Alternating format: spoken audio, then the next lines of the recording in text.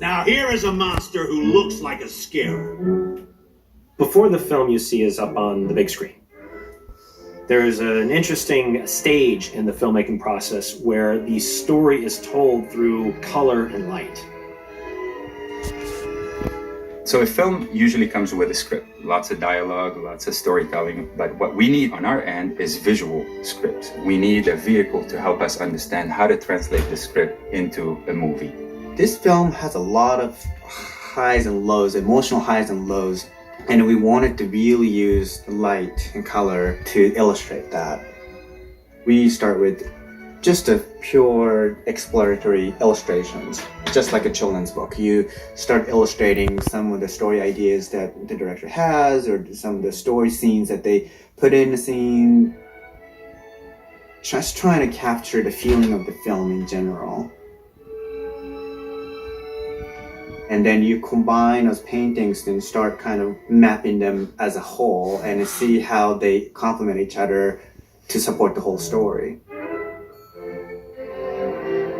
The first time you see it realized in the color script, I always feel like is the first time you see the emotional possibilities of it.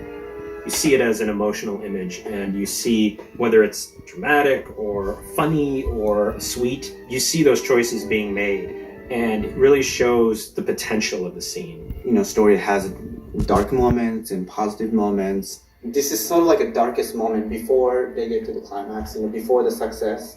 You know, funny moments and serious moments, you have to contrast. So it's the same thing visually. In color and lighting, we try to contrast. A frame of the color script will be a very loose painting. That's basically the blueprint of how to light the shot.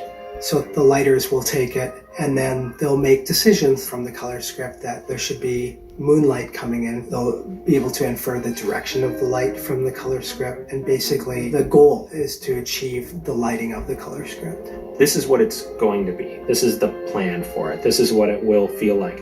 In animation, you don't walk into a room that's lit and ready to go and start performing.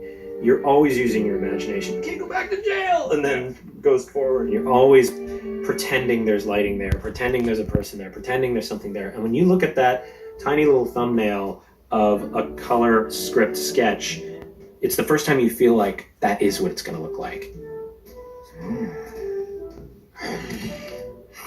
Stay out of my way. The story centers on the rivalry between two characters, and then you have to come up with, in lighting, with tools to figure out how to separate those two characters. And light in general and shadow is a fantastic tool to do that. Throughout the film, you'll see characters making major decisions and stepping in and out of the light. They're making a change. And what we wanted to do between the two characters, whenever they were in conflict, they were in two different lighting scenarios. If one was in light, the other monster was in shadows. And whenever they came together, they stepped into light or in shadow.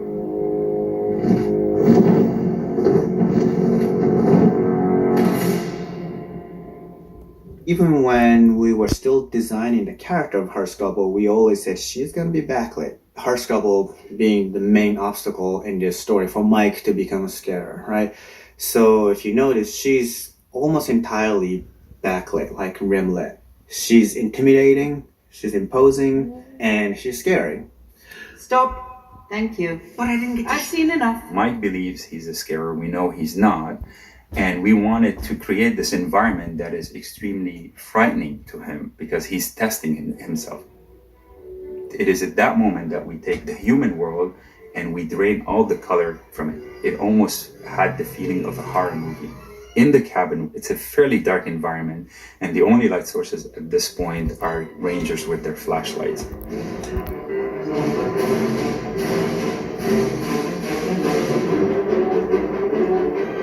We wanted to reveal ever so little of what's happening in the set, but we didn't want to let the rangers realize that there were two monsters hiding in there. At the same time, whenever the monsters were looking at the rangers, they were all obscured by their bright flashlights and you couldn't tell who or how many they were. So this was a great example of working with animation over many months on the choreography of the lights.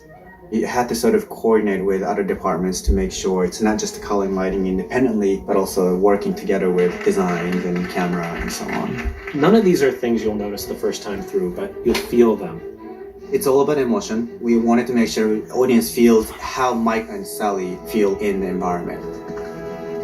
I choke up sometimes in lighting reviews, and just how amazingly they were able to capture those moments that we always talked about, and they make it better.